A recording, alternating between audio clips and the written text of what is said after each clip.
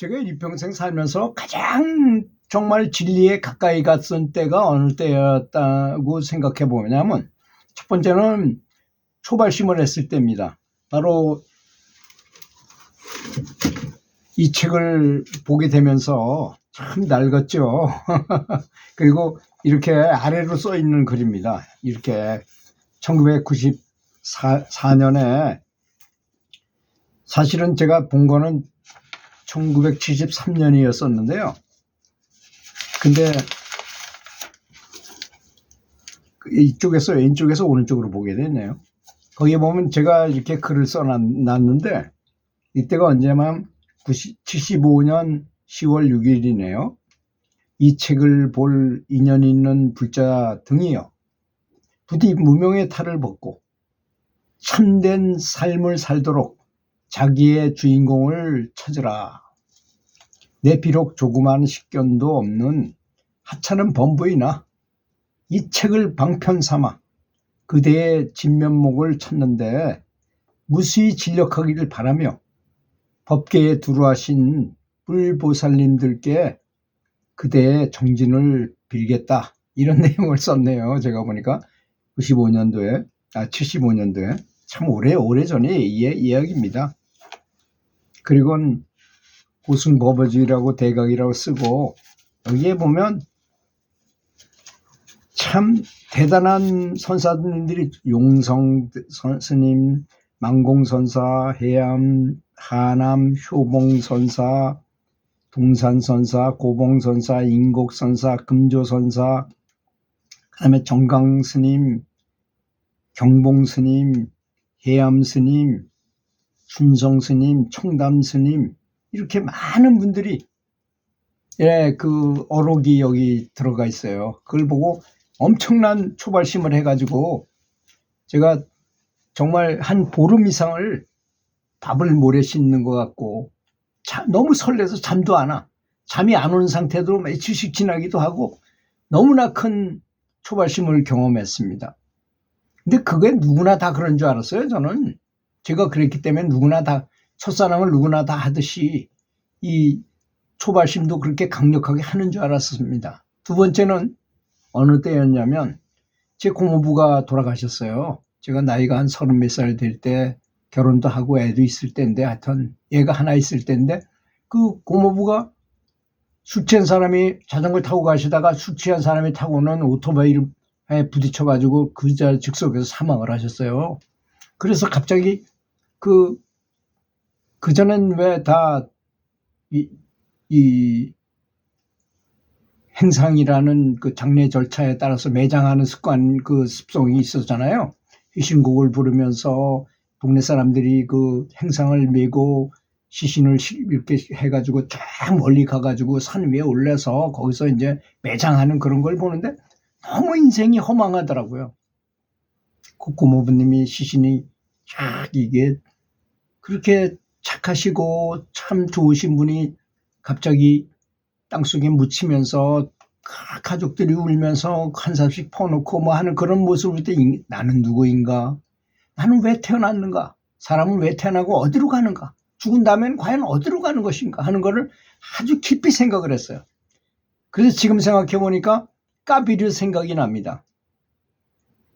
까비르, 제 스승께서 까비르에 대해서 말씀을 해 주셨는데, 신통에는 제일 낮은 신통이 유관공이라는 게 있어요.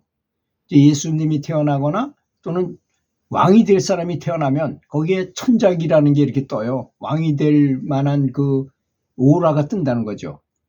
그래서 옛날에 동방박사들이 예수님이 태어나는 걸 보고 왕이 될 천자기가 떴다 그래서 그걸 보고 찾아가서 뭐 예물도 드리고 뭐 그랬다는 말이 나오잖아요.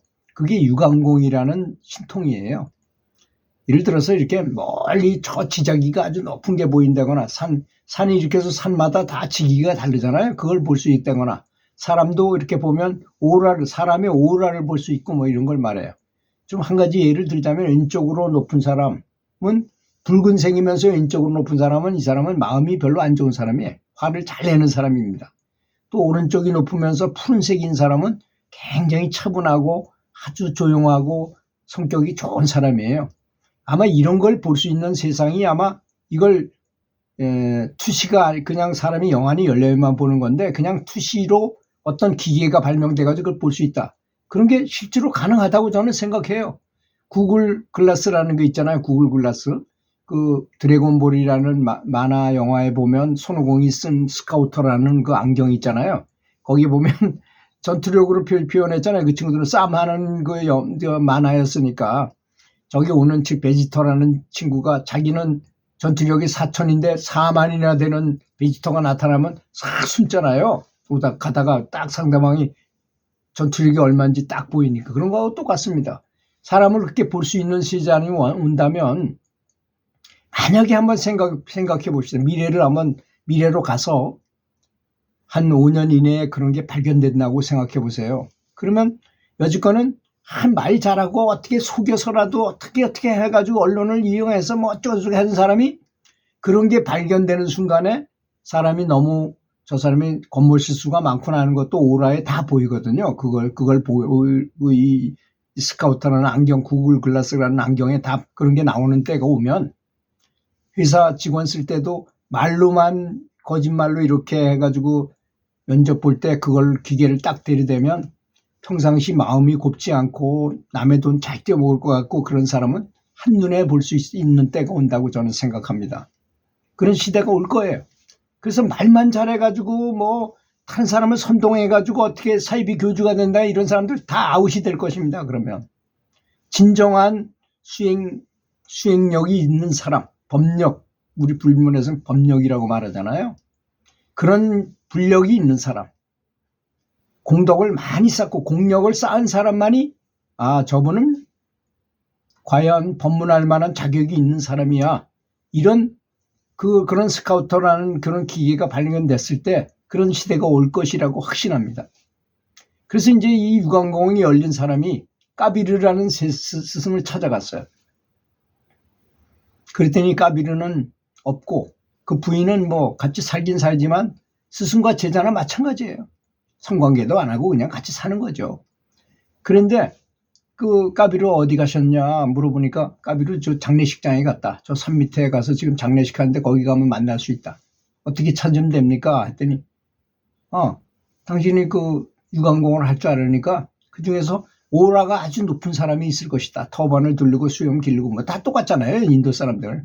그래서 가봤어요. 그랬더니 지금 시신을 묻고 있는 장면이었는데 시신을 묻고 있을 때 사람들이 제가 아까 고모부 돌아갔을 때 생각하는 것처럼 사람들이 나는 누구인가 뭐 이런 걸 생각하고 있을 때는 성자하고 똑같이 오라가 높다는 것입니다. 이거 굉장히 중요한 개념입니다. 수행자는. 그래서 못 찾겠다라는 거예요. 어떤 사람이 까비는지 전혀 찾지를 못하겠다라는 것입니다. 그래서 다시 돌아왔어요. 그래서 그 부인한테 물어봤어요.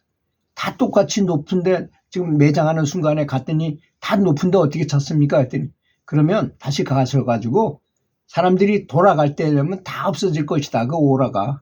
유일하게 한 사람만 계속 남아있는 사람이 있을 것이다.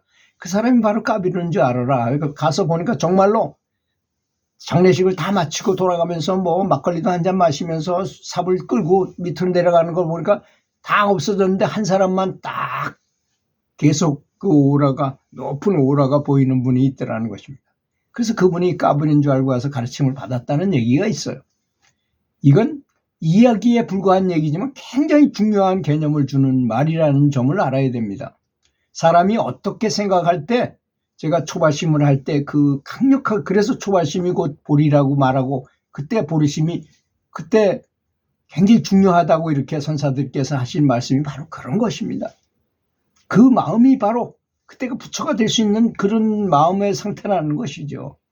또 사람이 죽을 때 나는 누구인가 사람은 죽으면 어디로 가는가 이렇게 생각할 때 그때가 성자처럼 오라가 높게 되는 부처처럼 오라가 높게 되는 그런 때라는 것입니다. 그래서 서가모니 부처님께서는 늘 말씀하셨죠. 명상 중에서 가장 좋은 명상은 죽음에 대한 명상인 것이다. 발자국 중에서는 여러 가지 발자국이 많잖아요. 말 발자국도 소 발자국도 있고 개 발자국도 있고 여우 발자국도 있고 뭐 많지만 그 중에서 가장 큰 거는 코끼리 발자국이다. 발자국 중에 왕이 코끼리인 것처럼 명상 중에 가장 좋은 왕의 가장 좋은 명상은 바로 죽음에 대한 명상이라는 것입니다. 죽음에 대해서 생각하면서 연부를 하라는 것입니다. 이게 바로 한 번에 일부 등천할 수 있는 방법인 것입니다. 항상 죽음을 생각하면서 석가모니 부처님께서는 죽음에 대한 걸 굉장히 많이 공부하라고 제자들한테 많이 가르쳐 주셨던 것입니다. 그랬더니 어떤 사람이 2주 후에 죽는다고 얘기했고 이제 제자들하고 대화하는 과정에서 또 한 사람은 닷새 후에, 어떤 사람은 이틀 후에, 어떤 사람은 하루 후에 죽는 걸 생각하면서 명상합니다. 또 어떤 사람은 1시간 후에, 어떤 사람은 5분 후에 죽는 걸 생각합니다. 그랬더니 부처님께서는 아니다. 저 바클리라는 제자를 봐라. 그 사람은 숨을 들으시고 내쉬는 중에도 죽음과 죽음이 계속 있다고 생각하면서 연부를 하는 사람, 명상하는 사람이 있다. 그가 가장 높은 수준의 죽음 명상을 하는 거라고 말씀하셨어요. 사람이 숨을 한번 들으시고 내쉬는 걸 우리는 우습게 생각할 수 있어요. 하지만 폐가 망가져가지고 산소 호흡을 해야 되는 사람의 입장에서 보세요. 몇 천만 원 나옵니다. 하루에 뭐 하는 것, 산소 호흡하는데 돈 굉장히 많이 줘야 돼. 우리는 공짜로 숨을 들으시고 내쉬고 하는 그 귀한 줄 모르는 거일 뿐이죠. 이게 여기에 숨이 달려있다는 거예요. 목숨이라는 건 숨 한번 들으셨다 내쉬지 못하면 죽는 것입니다. 참 살아있는 게 기적이라고 생각해야 된다는 것입니다. 감사하게 생각하고. 그 죽음을 생각하는 명상이 가장 높은 것이니까 죽는 것을 상상하면서 연부를 하는 것이 가장 바람직하고 가장 높은 경지를 이룰 수 있는 연불이라는 것입니다. 들어주셔서 감사합니다.